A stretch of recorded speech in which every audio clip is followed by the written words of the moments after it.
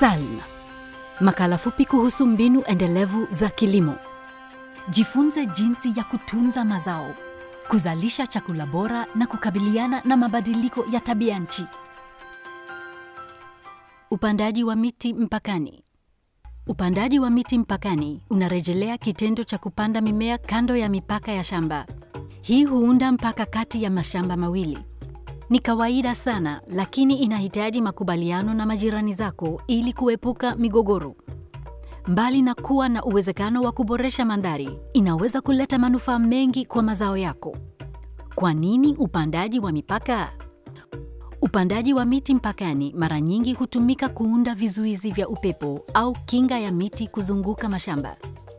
Miti, vichaka au mimea mingine iliyopandwa kando ya mipaka ya shamba inaweza kusaidia kupunguza kasi ya upepo, kupunguza madhara ya mmomonyoko, kulinda mazao yako dhidi ya uharibifu wa upepo na kuunda hali za hewa nzuri zaidi ndani ya shamba. Upandaji wa miti mpakani pia unaweza kusaidia kudhibiti mmomonyoko wa udongo kando ya mipaka ya shamba, hasa kwenye maeneo yenye mwinuko.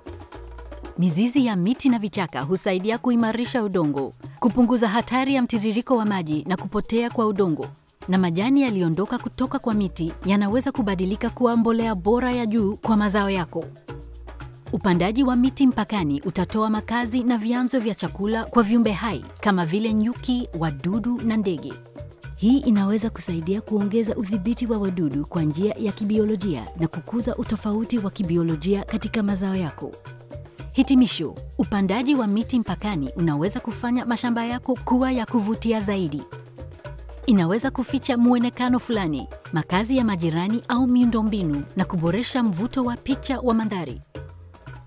Kama una shauku ya kujifunza zaidi kuhusu mbinu endelevu za kilimo, tembelea tovuti yetu ambayo ni vagroforestry.org.